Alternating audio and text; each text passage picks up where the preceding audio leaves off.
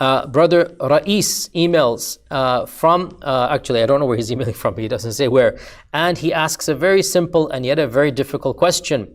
How can we tell if a hadith is authentic or not? وما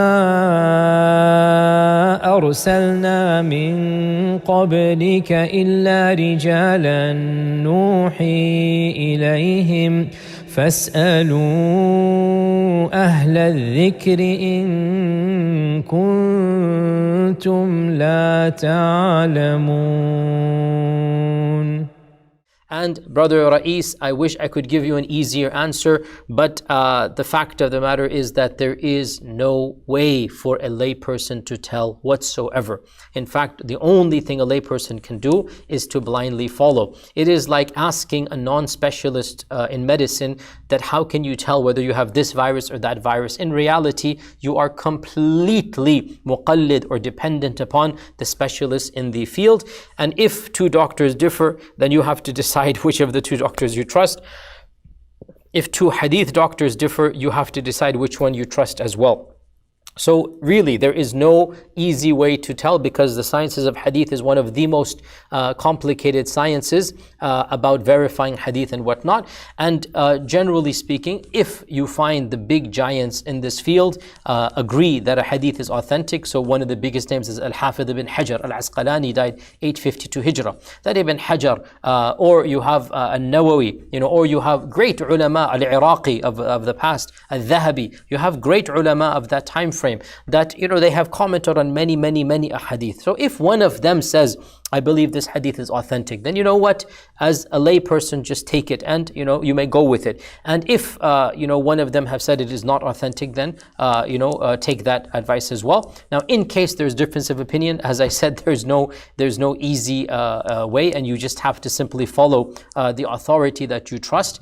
And also, by the way, so generally speaking, if the hadith is in Sahih Bukhari, Sahih Muslim, generally speaking, you may take it as authentic. The default is that those hadith are authentic. And if it is in the other four books, An-Nasa'i, Abu Dawud, Tirmidhi, Ibn Majah, in that order, that these are, generally speaking, the bulk of them are authentic. Nasa'i, Abu Dawud, Tirmidhi, Ibn Majah, this is the order of authenticity. Ibn Majah is the least of the six. And if a hadith is only in Ibn Majah, then that is sometimes problematic. But still, generally speaking, these six books are more well known and more respected than the other books, and that's why they're called the six books.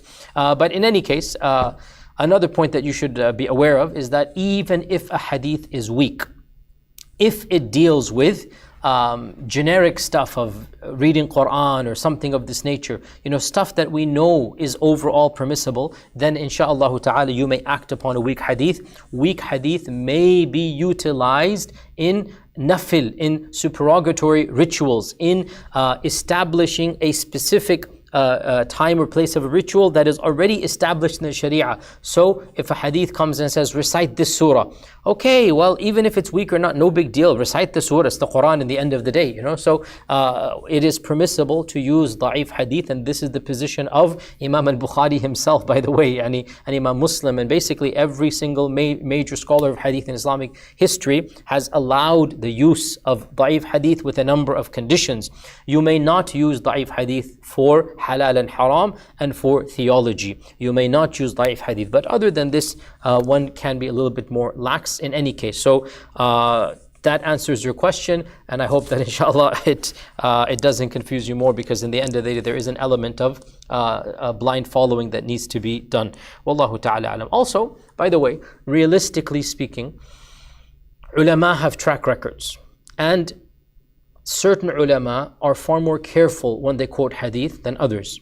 So find out from the specialists and experts, like, hey, if I listen to this particular shaykh or da'i, overall, how are his hadith? What is his stance or whatnot? Does he point them out? Is he or is he very careless? So you may also use this as a judge mark for yourself. In the end of the day, لا يكلف الله نفسا إلا وسعها. You are not held accountable for that which is beyond your area of expertise. Follow whom you think is knowledgeable and pious, and Allah will not ask you more than that. يا من أجبت دعاء نوح فانتصر وحملته في فلكك المشحون يا من أحال النار حول خليله روحا وريحانا بقولك كن